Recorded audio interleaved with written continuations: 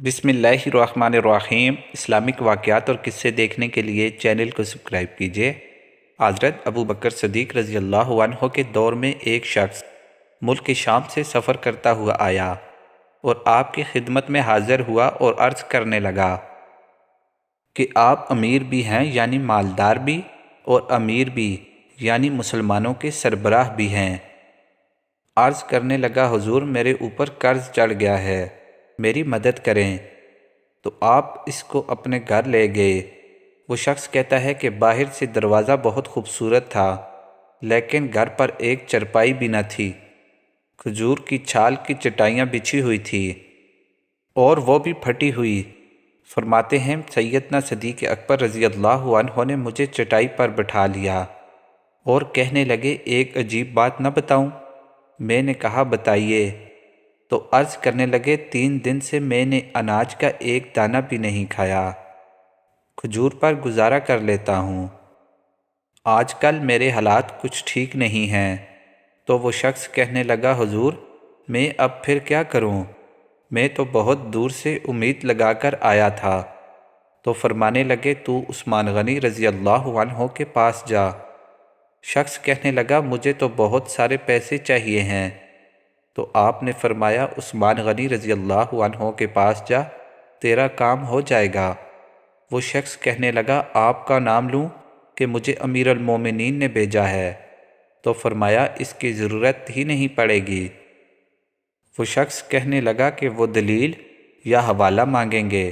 فرمایا، عثمان رضی اللہ عنہ سخاوت کرتے وقت دلیل یا حوالہ نہیں مانگتے۔ عثمان رضی اللہ عنہ اللہ کی راہ میں دیتے ہوئے تفتیش نہیں کرتا، اور سخاوت کرتے وقت ٹٹولنا عثمان رضی اللہ عنہ کی عادت نہیں۔ وہ شخص کہتا ہے کہ میں چلا گیا، پوچھتا پوچھتا دروازے پر دستک دی۔ حضرت عثمان غنی رضی اللہ عنہ کے اندر سے بولنے کی آواز آ رہی تھی۔ اپنے بچوں کو ڈانٹ رہے تھے کہ تم لوگ دودھ کے اندر شہد ملا کر پیتے ہو، خرچہ تھوڑا کم کرو، اتنا خرچہ بڑھا دیا ہے۔ دودھ میٹھا، شہد بھی میٹھا، ایک چیز استعمال کر لو۔ اس شخص کے ذہن میں خیال آیا کہ ابو بکر رضی اللہ عنہ تو بڑی باتیں بتا رہے تھے، یہاں تو دودھ اور شہد پر لڑائی ہو رہی ہے، اور مجھے تو کئی ہزار دینار چاہیے، کیا یہ دے دے گا؟ وہ شخص کہتا ہے کہ میں ابھی یہ سوچ ہی رہا تھا کہ اندر سے دروازہ کھلنے کی آواز آئی۔ وہ باہر آئے اور میں نے کہا، السلام علیکم۔ انہوں نے سلام کا جواب دیا اور وہ سمجھ گئے کہ میں مسلمان ہوں، اور مخاطب ہو کر کہنے لگے، معاف کرنا، بچوں کو ذرا ایک بات سمجھانی تھی، آنے میں دیر ہو گئی۔ ان کا پہلا جملہ ان کے بڑے پن کا مظاہرہ کر رہا تھا۔ پھر دروازہ کھولا اور مجھے انہوں نے گھر بٹھایا، اور میرے لیے جو پہلی چیز پیش کی گئی وہ دودھ میں شہد ڈال کر دیا گیا، اور پھر کھجور کا حلوہ پیش کیا گیا۔ میرے دل میں خیال آیا، عجیب شخص ہے، گھر والوں کے ساتھ جھگڑا کر رہے تھے، ایک چیز استعمال کیا کرو۔ میرے لیے 3 چیزیں آ گئی ہیں، لیکن ابھی میرا تصور جمع نہیں تھا۔ میں نے دل میں خیال کیا، اتنا تگڑا نہیں جتنا ابو بکر صدیق رضی اللہ عنہ نے بتایا ہے۔ کھلانے پلانے کے بعد پوچھنے لگے، کیسے آئے ہو؟ میں نے کہا کہ میں مسلمان ہوں اور ملک شام کے گاؤں کا رہنے والا ہوں، اور کچھ کاروباری مشکلات آئیں تو مقروض ہو گیا ہوں، اور میرے اوپر قرضہ ہے، اور مجھے کچھ پیسوں کی حاجت ہے۔ جیسے ہی میں نے کچھ پیسے کہا تو انہوں نے ایک آواز دی، تو ایک غلام اونٹ پر سامان لدا ہوا لے کر حاضر ہوا۔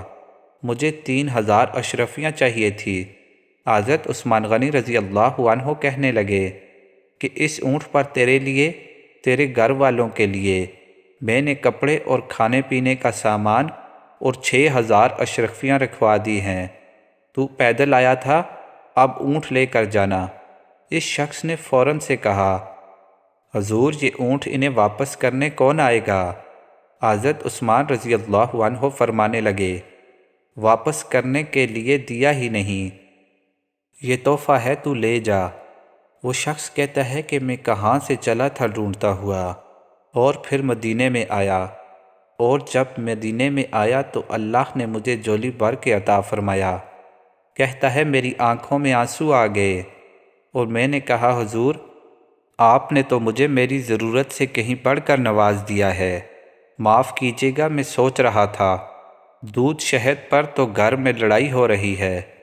تو حضرت عثمان غنی رضی اللہ عنہ نے کہا کہ اللہ نے جو پیسے عثمان کو دیے ہیں وہ اس لیے نہیں دیے کہ عثمان کی اولادیں عیش و مستی کرتی پھریں۔ سبحان اللہ۔ ویڈیو اچھی لگے تو ویڈیو کو لائک اور چینل کو سبسکرائب کیجیے۔ شکریہ۔